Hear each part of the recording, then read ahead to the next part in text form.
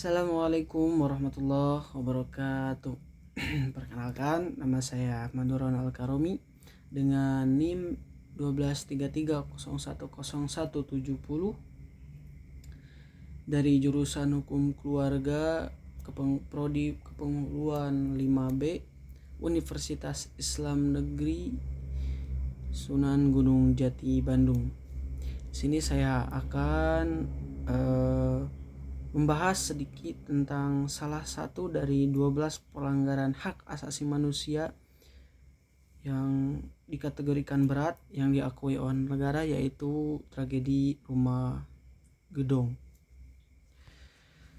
Tragedi ini terjadi tragedi Rumah Gedong pada tahun 1989 hingga 1998 jadi salah satu dari pelanggaran hak asasi manusia berat yang diakui negara.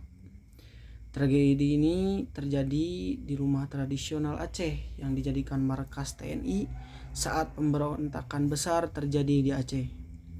Pemberontakan itu dikenal dengan GAM atau Gerakan Separatisme Rakyat yang ingin memisahkan diri dari negara Indonesia. Sayangnya saat operasi dilakukan, gak sedikit anggota TNI yang melakukan kekerasan ke warga sipil. Total ada 109 orang warga sipil diduga disiksa, 74 perempuan dilecehkan, dan 9 orang dibunuh. Pada 20 Agustus 1998, saat pemerintahan Aceh cabut status DOM di Aceh, para warga Aceh membakar rumah Gedong ini karena menganggap rumah ini hanya menimbulkan trauma dan malapetaka bagi warga Aceh. Kasus Rumah Gedung di Aceh, sebuah pusat rehabilitasi yang kontroversial untuk orang-orang yang diduga melanggar syariat Islam, termasuk aktivitas LGBT. Kasus ini telah menuai kritik internasional atas dugaan penyiksaan, penahanan ilegal, dan pelanggaran hak asasi manusia gitu. Nah, di sini kita akan menganalisisnya dari 5 sudut. Yang pertama, pelanggaran prinsip hak asasi manusia universal berdasarkan Universal Declaration of Human Rights atau sering disingkat UDHR. Kedua, menurut pandangan Islam yang berkaitan dengan dalil Al-Quran, hadis, serta maqasidus syariah. Ketiga, instrumen hukum nasional dan internasional yang relevan. Terus analisis faktor penyebab dan dampaknya serta solusi realistis untuk mencegah pelanggaran serupa. Rumah Gedung yang beroperasi sejak 2017 melibatkan penahanan paksa terhadap individu yang dituduh berzina, konsumsi alkohol, atau orientasi seksual non-heteronormatif. Laporan ini dari Amnesty International dan Human Rights Watch menyebutkan praktik seperti pemukulan, isolasi, dan terapi paksa yang sering kali tanpa proses hukum yang adil. Pertama, kita bahas dari segi pelanggaran prinsip HAM universal atau UDHR.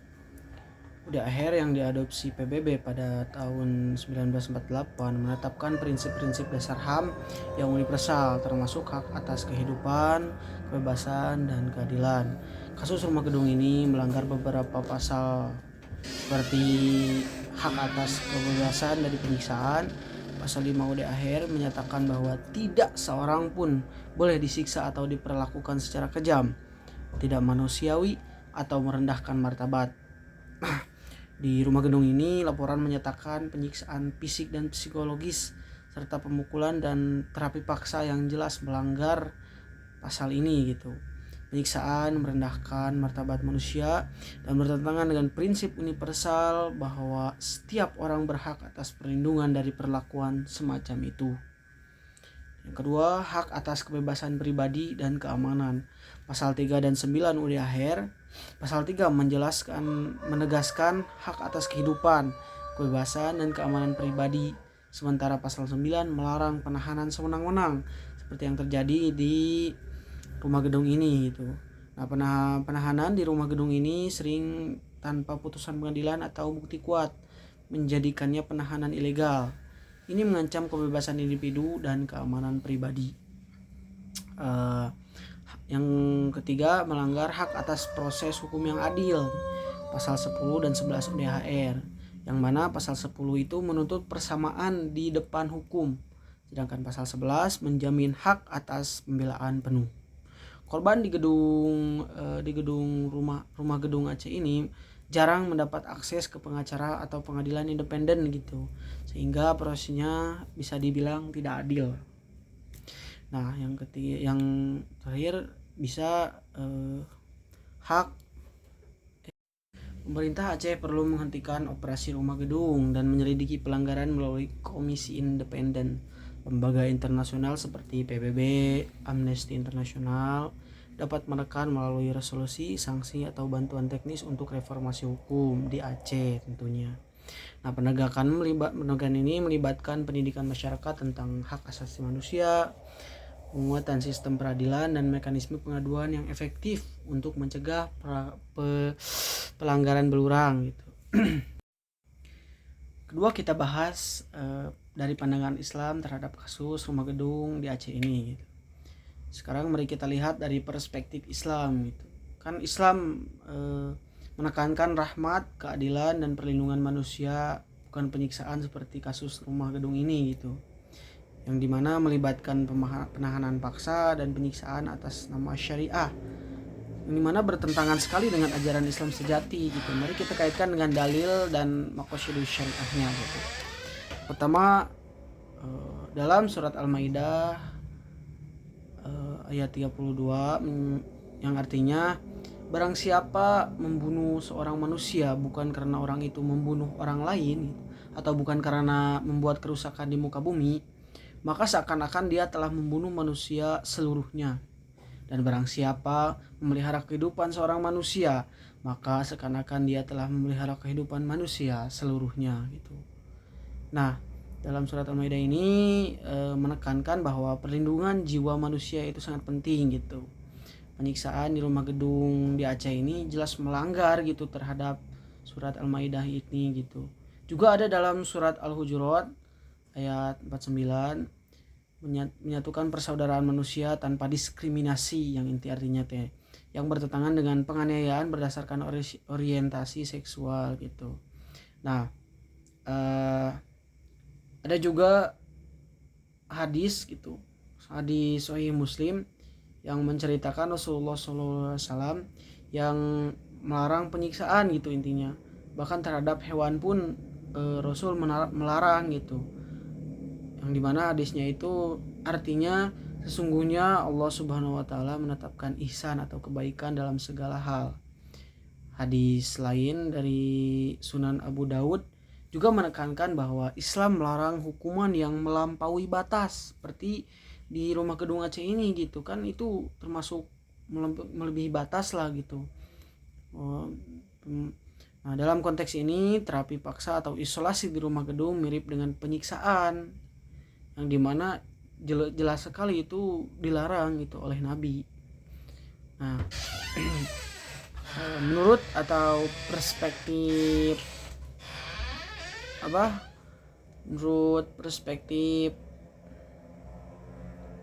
maqasidus syariah atau tujuan hukum Islam itu kan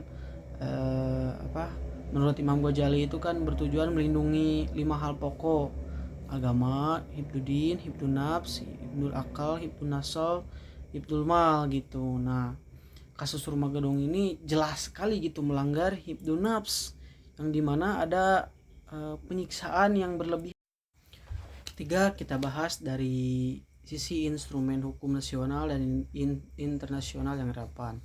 Selain UDHR gitu, kasus rumah gedung di Aceh ini juga bertentangan dengan berbagai instrumen hukum nasional dan internasional. Mari kita bahas pasal-pasal atau pasal-pasal kunci dan bagaimana pelanggarannya terjadi serta mekanisme penegakan hukum yang seharusnya. Yang pertama, menurut Undang-Undang 1945 Konstitusi Indonesia pasal 28A itu menjelaskan menjamin hak asasi manusia yang dapat dikurangi dalam keadaan apapun gitu, termasuk hak atas kehidupan dan kebebasan.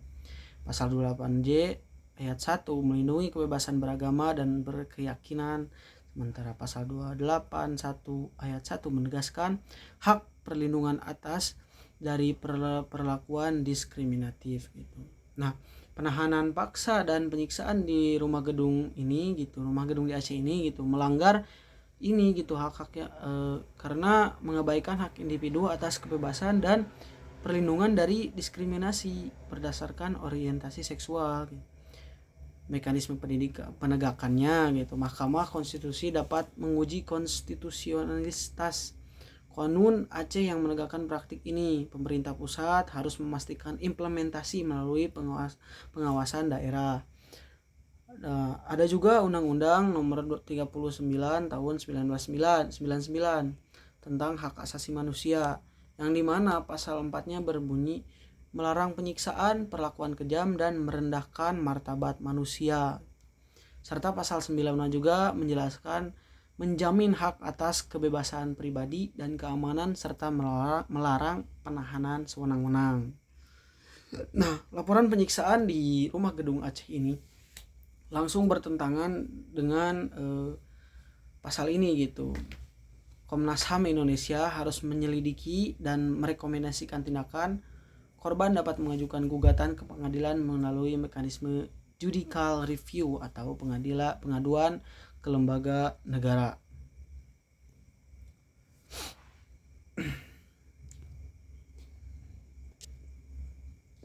Nah, secara keseluruhan mekanisme penegakan melibatkan investigasi oleh Komnas HAM, proses hukum melalui pengadilan, dan intervensi internasional jika diperlukan. Itu pemerintah itu harusnya memprioritaskan reformasi hukum untuk mencegah terjadinya pelanggaran berulang seperti kejadian rumah. Mari kita analisis faktor penyebab pelanggaran HAM di rumah gedung Aceh ini gitu, yang meliputi beberapa aspek seperti aspek politik, aspek ekonomi, sosial, budaya, dan keamanan. Yang pertama dari faktor politik, implementasi atau penerapan syariah Islam di Aceh melalui Konun nomor 6 tahun 2014 tentang hukum jinayat yang memungkinkan penahanan untuk direhabilitasi lah atau nama moralitas. Nah, ini didorong oleh otonomi khusus pasca konflik, di mana pemerintah daerah mendapat wewenang khusus luas untuk menegakkan hukum agama di Aceh. Yang kedua dari faktor sosial dan budaya dalam masyarakat Aceh gitu, dimana orientasi atau norma seksual non heteronormatif ini dianggap tabu atau tidak dianggap lah, sehingga masyarakat mendukung atau diam terhadap praktik rumah gedung di Aceh ini, bahkan tidak dianggap sebagai pembersihan moral gitu. Dari faktor ekonominya, pendanaan dari pemerintah daerah atau sumbangan masyarakat untuk operasi pusat seperti rumah gedung ini gitu diprioritaskan atas program kesehatan atau pendidikan karena kurangnya investasi dalam pendidikan hak asasi manusia. Juga berdampak pada korban-korban gitu, seperti korban yang mengalami trauma psikologis, trauma fisik jangka panjang, depresi, atau kerusakan mental lainnya gitu yang disebabkan dari isolasi dan penyiksaan yang ada di rumah gedung Aceh ini gitu. Dampak bagi korban juga bisa seperti kehilangan pekerjaan, keluarga, dan hak-hak dasar yang sudah ada sejak lahir gitu. Nah, dampak ini menunjukkan gitu bahwa betapa pelanggaran hak asasi manusia ini tidak hanya merugikan individu, tetapi juga melemahkan masyarakat dan negara secara keseluruhan gitu. Karena masyarakat dan korban itu sangat dirugikan lah di sini. Karena kan penyekapan sewenang-wenangnya, pemerkosaan, bahkan ada aktivitas LGBT gitu di dalamnya.